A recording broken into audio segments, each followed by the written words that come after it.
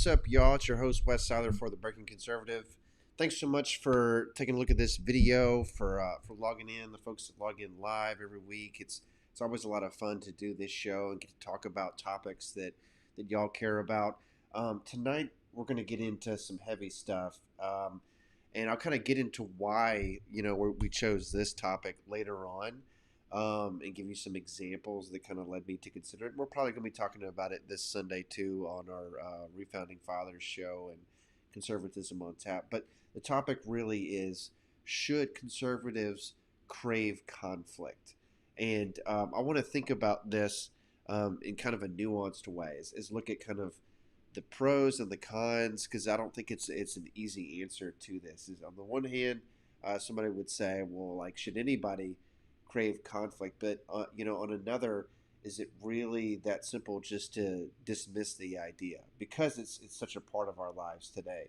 Um, the basics on this and kind of the fundamental ideas behind the question would be the recognition that conflict is a part of our lives. I mean, we live this every single day. Is You have conflict when you're trying to merge into traffic, right? Trying to get someone to let you on. You have conflict at when you're trying to get your order across at a restaurant, and maybe they don't hear you, and you're trying to get them to give you what you want.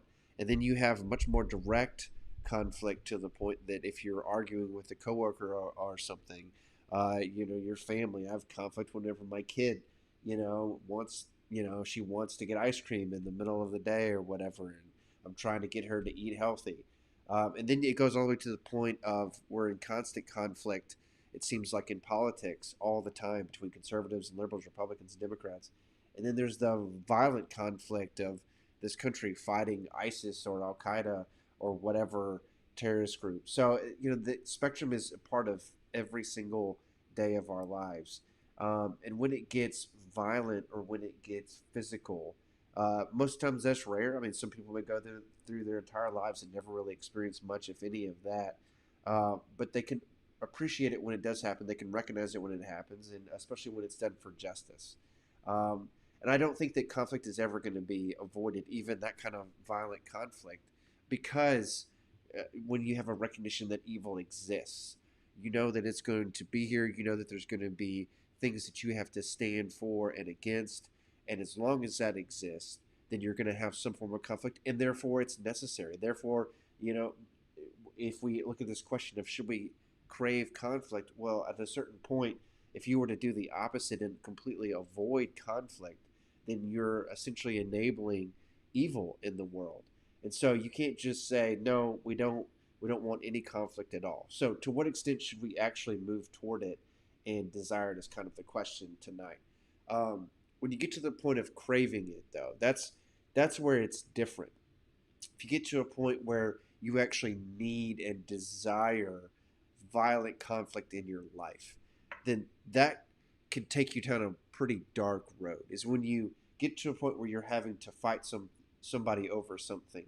Are you doing that to get to a specific place, or are you doing that alternatively because of a specific need that you have? That's when it becomes projection. And you can get to a point where you are constantly fighting people because of something that's actually going on inside of your heart, right? It can actually distract you from your growth if you're constantly focused on someone else, to the point that you're even creating conflict and you're trying to think up ways to keep that going so that you don't have to think of yourself. And that's where you start to blur the lines and you get to a point of this person isn't just fighting for something, they're actually fighting to the point that they are moving beyond the actual reasons that they disagree and trying to enable them and create more. And I think I see a lot of that today. I think I see a lot of people today in American culture where, there's just some restlessness, there's some dissatisfaction with life, and they get to a point where they are just trying to create that conflict to explain it. They're seeking a justification. They don't want to look inward, and so they say, you know what? Nope, it's this entire group that is to blame. It's never me. And you see that move from responsibility to full projection. And that begs the question, then how can you tell the difference between someone who is willing to fight, who's willing to engage in conflict, versus someone who's doing it for the sake of projection? Um, and I think there's a perspective here for conservatives that can help us stay grounded, even when we're going to take somebody on, whether that's a liberal or a Democrat or a communist, or whether that is a terrorist, and we're in the military fighting them. You can stay grounded through a couple of principles, and one of them is a recognition that the deepest struggle is within ourselves. And I don't hear this in conservative circles enough. I don't hear people saying, we also need to focus on our own belief system. What I hear is conservatives saying, forget about that for now. Liberals are taking over the country, and we've got to fight them, fight them, fight them, fight them. And there's no time for us as conservatives to be able to discuss our differences, whether we're more libertarian, whether we are more, cultural conservative, whether we're neoconservative. People say constantly, it seems in conservative circles these days, don't worry about any of that. Don't worry about those differences. Focus purely on the liberals. Fight the liberals, fight the liberals, fight the liberals. And when we do that, we're not recognizing that there's also a struggle within ourselves, that there's an evil within each person. There's a philosopher, a writer named Alexander Solzhenitsyn, and he's one of my favorites. And he says that the line between good and evil cuts through the heart of every person, right? And so there's this recognition that you are never going to be able to fully defeat the evil within you. You've got to wrestle with it every day. And when you have that recognition, it takes off some of the pressure to be perfect yourself, because you're not going to be. And you recognize that each person is fighting that battle too. And each person has some goodness in them, and they've got some evil in them. And so we're talking about trade-offs rather than constantly eliminating a threat or trying to get to some sense of perfection. Evil will not be fully vanquished in that scenario.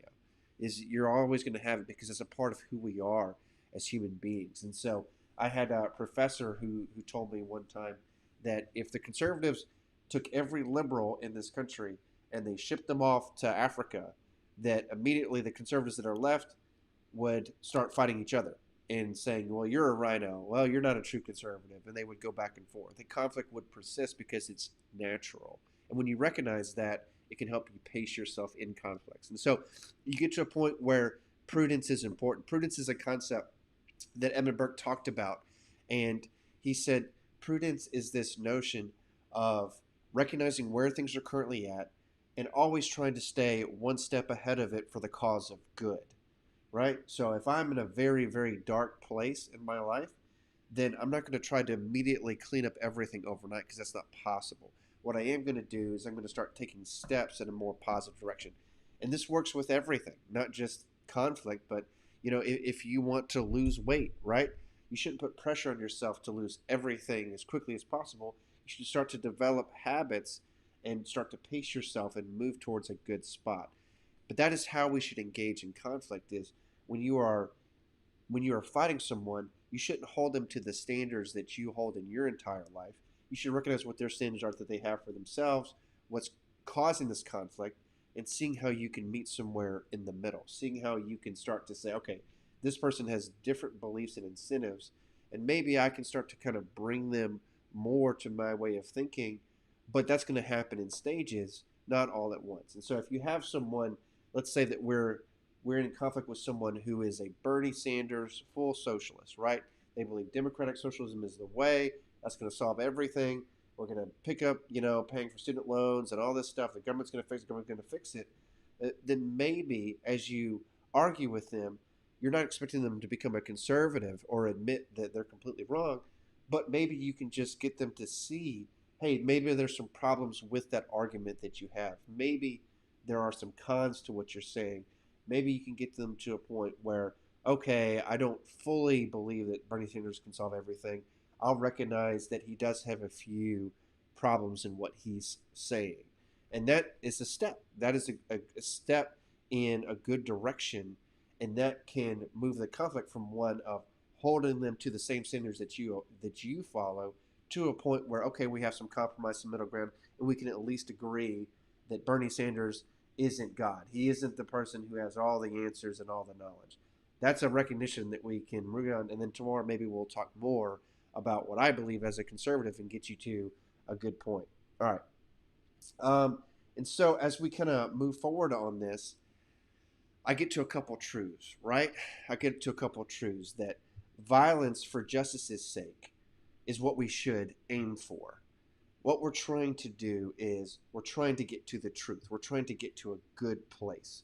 We're trying to get to some sense of normalcy, as opposed to for personal advancement, just that violence is done to make me feel better. Hey, I want you to tell me how right I am. I want you to tell me how good I am. Because if I'm arguing with this liberal, with this, this person who is a hard liberal or a socialist or whatever, if I'm trying to get them to tell me how right I am, that's probably never going to happen, right? And if that's what I need, then I'm going to be constantly dissatisfied and I'm going to hate them. But if I'm simply trying to get them to a good spot where we can find some common ground, then there are all kinds of avenues to do that. But I'm having to give up the personal advancement in that, right? And I may have to see their side of it. And so as we get to the end of that, we're starting to seek peace, not necessarily death. What is the goal whenever you're arguing with a liberal? Is it to get them to completely renege on everything that they've said that they believed, to shame them, to destroy them, to get them to the point where they never want to talk about politics again? Or is it to get them to a point where maybe they recognize there's some good in what you believe, and you at the same time can understand a little bit of where they're coming from, even if you may not agree with it. You can still recognize that, hey, I get, why you're doing what you're doing. I had a guy who was supposed to work on my pool, right? Because we had a hurricane come through last year, and this guy was trying to provide service, but then it just kind of fell off the map as he kept telling me he was going to come out here and work on our pool and fix it, and he never showed up. And it got me really frustrated because I took time off of work. And so we're kind of going back and forth in this situation, and then he just drops off. And I'm like, what happened? And he didn't return my phone calls, and I'm getting very frustrated. And I didn't want to get to this point, but ultimately what I did is I had to move to another company. And I keep seeing this guy's ads coming through on my social media. And at one point I was like, I need to let other, potential customers know that this guy will lead you on and not actually do the work. And so I left a comment on there saying, hey, this was my experience. And then immediately he started contacting me, the guy who does the pool company. And I was like, where have you been? He's like, I'm so sorry. Please don't leave a negative review. And then he got to a point where he was saying how busy he was and how he was taking on too many customers, and he lost mine amongst all the shuffle. I'm like, dude, why don't you raise your price? He's like, I don't want to do that, right? I don't want to start charging people too much money. I'm trying to be good and keep my prices low. And I kind of worked through that with him. I'm like, okay, but you're getting to a point where you're not even able to do what you said you're going to do. There's nothing ethical about that. And he's like, yeah, that's true. I didn't think about it that way. I thought I was doing the right thing by keep my prices low. I'm like, no, man, that's not how capitalism works, right? You're suffering and you're getting to the point where you're unethical on the other side, keeping your prices low but taking on too much business. And so we got to a point where we kind of understood each other. As I understood, he wasn't a bad guy. He wasn't just standing me up to hang out. He was working hard. And then he kind of understood my perspective of I wasn't received as ethical at all.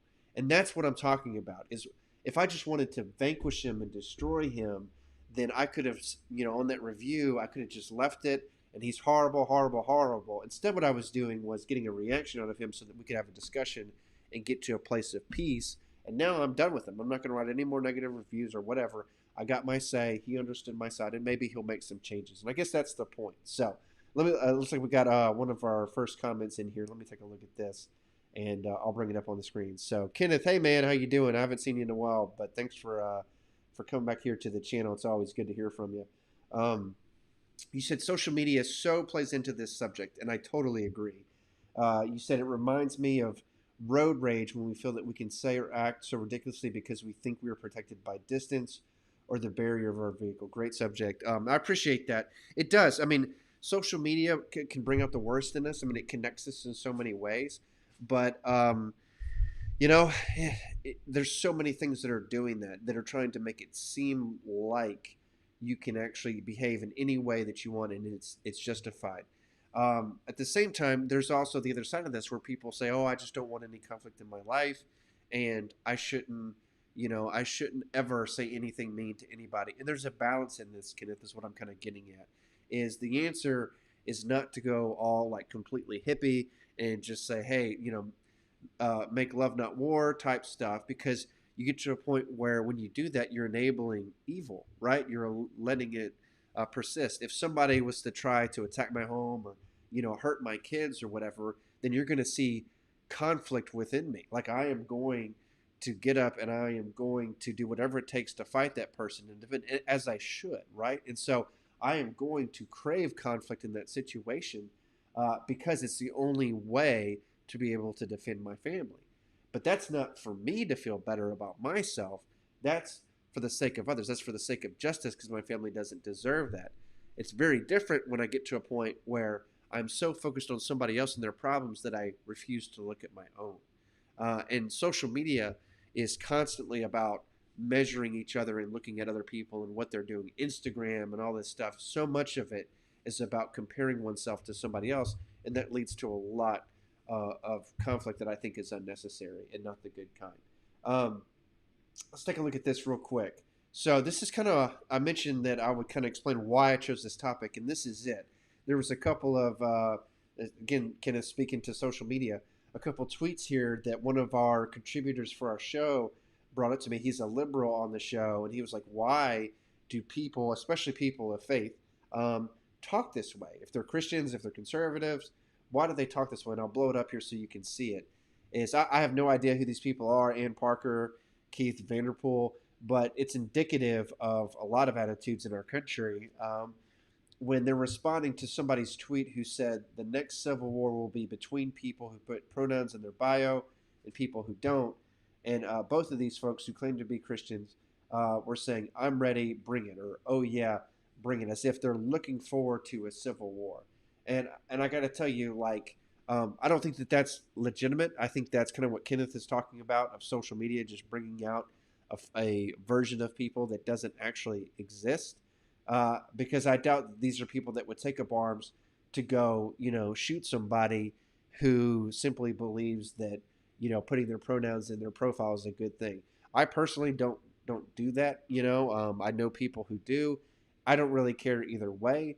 But I would tell you that this is a good example, if these people really are legitimate, of craving conflict beyond what's necessary, beyond what's just, right? Is because someone choosing to do that on their bio or their profile in no way affects you. If you get to a point where they're demanding it of you, then sure, push back reciprocally, prudently. But sometimes it seems like people are desirous of something that they don't actually want. That level of conflict, right, is a little bit absurd, a little bit ridiculous. And I think it's projection. I think it has nothing to do with them being conservative or Christian or whatever, and everything to do with these are folks that are looking to project inner turmoil that they actually have. So I always love talking about movies because all people know who this guy is, right? If I were to bring up Solzhenitsyn and a bunch of books that he wrote, a lot of folks are like, yeah, I have no idea what you're talking about. But everybody knows Marvel. People know Thor.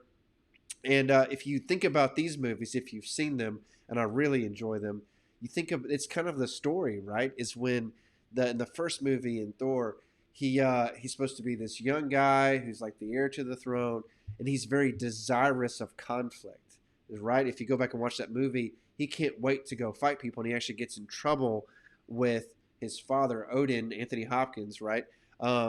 Because he's seeking a war, and Odin's trying to tell him, hey, you shouldn't go out seeking conflict like this. You should do it for justice's sake. And then you see who Thor becomes by Ragnarok, which I think is a fantastic movie. And he gets to the point where he's really listening to his dad as he passes, and he starts to take those lessons to heart. And now he's willing to fight. He doesn't seek it out, but he will finish it if necessary in order to defend his people, even to the point of making decisions that he would never make otherwise. When he gives up the whole city, spoiler alert, he gives up the whole city and he moves the people away and kind of relinquishes his pride and the throne and all those things to the point that they're just kind of nomadic for the sake of doing what's right to bring about peace to the situation. It's just amazing, this evolution of the character, and I think that's a great model for us is when we're in these conflict situations, am I doing this for myself? Am I doing this for my edification? Am I doing this for my protection? Or am I doing this for the sake to establish justice, to find the truth, at which point I'm going to be much more open to compromise and to what works for all parties involved. So that's kind of how I see the entire subject of craving conflict is I will when it's for the right cause. I will crave it. I will seek it out, but I will only do it for that right cause, and I'll make sure that my projection, my ego, isn't involved in that equation. And I think that's key. As we debate liberals as conservatives, I think you should be always looking for, hey, what's the prudent step for me, for them, for this conversation? What's going to get us to a place that's better than where we're at now? As opposed to, I want to shame you. I want liberal tears. I want you to hate yourself. I want you to feel lower so that I feel higher, so that I feel stronger. And at no point am I ever going to reflect and see if I can do things better. That to me is the difference. So let me know what you think. Always love getting your comments here. I love getting your emails. Any reactions that you have to this. Maybe you see it differently, and I'm totally open to that. Maybe you see it as appeasement. Maybe you think that we don't fight enough. I don't know. Let me know what you think about that. If you've got some other examples to this, some real world examples, maybe it's always fun. I'll be happy to bring them up on the show. Don't forget, we do have our shows on Sunday that are going strong. So that's our Refounding Fathers show, where we've got a full lineup now of 4 guests. A lot of fun there. And then, of course, Conservatism on Tap, where we grab a drink and just kind of detox from the week. Always love having Cal and Josh, my brother John, on that show. If you've got topics that you want us to get into, just let us know. You can email me at theburkingconservative.com or on our website at theburkingconservative.com. You can email me at theburkingconservative@gmail.com. And then, of course, YouTube, Facebook, Twitter, Instagram, we're on all those things. And then look forward to talking to you on those. Have a great rest of the week. Enjoy it. Be safe out there as the world goes back to normal. I know a lot of people are traveling, getting back. It's awesome to see. Love to hear your stories on that too. So you guys be good, and I will see you on Sunday for our next show. Good night.